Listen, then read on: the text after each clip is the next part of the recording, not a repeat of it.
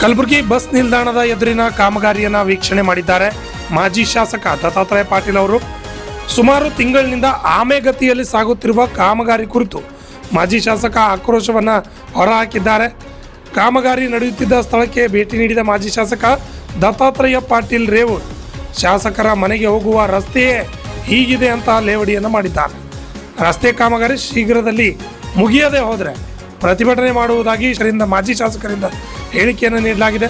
ಶಾಸಕರು ಗಾಳಿಯಲ್ಲಿ ಗುಂಡು ಹಾರಿಸೋದನ್ನು ಬಿಡಬೇಕು, ಹಿಂದೆ ಆಗಿರುವ ಕೆಲಸಗಳನ್ನು ಚಾಲನೆ ಮಾಡಿಕೊಂಡು ಓಡಾಟವನ್ನು ಮಾಡ್ತಾ ಇದ್ದಾರೆ. ಮಾಜಿ ಶಾಸಕ ದತ್ತಾತ್ರೇಯ ಪಾಟೀಲ್ ಅವರಿಂದ ಆಕ್ರೋಶವನ್ನು ವ್ಯಕ್ತಪಡಿಸಿದ್ದಾರೆ.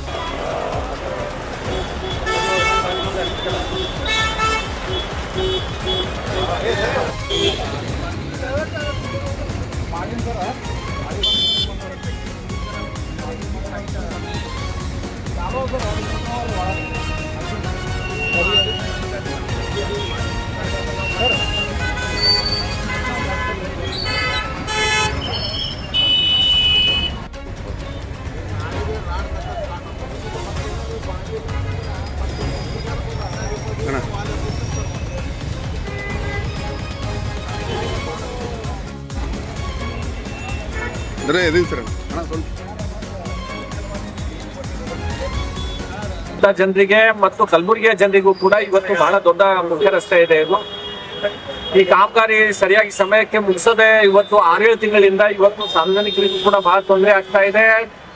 ಎಲ್ಲರಿಗೂ ಕೂಡ ಇದರಿಂದ ಬಡಾವಣೆ ಜನರಿಗೂ ಕೂಡ ಅನಾನುಕೂಲ ಆಗ್ತಾ ಇದೆ. ಇವತ್ತು ಇದನ್ನ ಆದಷ್ಟು ಬೇಗ ಇದನ್ನ ಕೆಲಸ ಮುಗಿಸ್ಬೇಕು, ಇಲ್ಲ ಅಂತಂದ್ರೆ ಸಾರ್ವಜನಿಕರಿಗೆ ತಗೊಂಡು ನಾವು ಇಲ್ಲಿ ಹೋರಾಟ ಪ್ರತಿಭಟನೆಯನ್ನ ಮಾಡಬೇಕಾಗುತ್ತೆ. ದಯಮಾಡಿ ಕಾರ್ಪೊರೇಷನ್ ಕಮಿಷನರ್ ಮತ್ತು ಇದು ನಮ್ಮ ಅಲ್ಲಂಪ್ರಭು ಅವ್ರ ಮನೆ ಎದುರುಗಡೆನೆ ಇದು ಇದೆ. ಅವ್ರಿಗೆ ಕಣ್ಣಿಗೆ ಯಾಕೆ ಕಾಣಿಸ್ತಾ ಇಲ್ಲ ಗೊತ್ತಿಲ್ಲ ನನಗೆ, ಏನು ನಿದ್ದೆಯಲ್ಲಿದ್ದಾರೆ ಕಾಣಿಸ್ತಾ ಇದೆ. ಕೇವಲ ಗಾಳಿಯಲ್ಲಿ ಗುಂಡು ಹಾರಿಸಿ ನಾನು ಏನೇನೋ ಬಹಳ ದೊಡ್ಡ ಕೆಲಸ ಮಾಡ್ತಾ ಇದ್ದೀನಿ ಅನ್ನೋರಂಗೆ ಹೇಳ್ತಾ ಇದ್ದಾರೆ.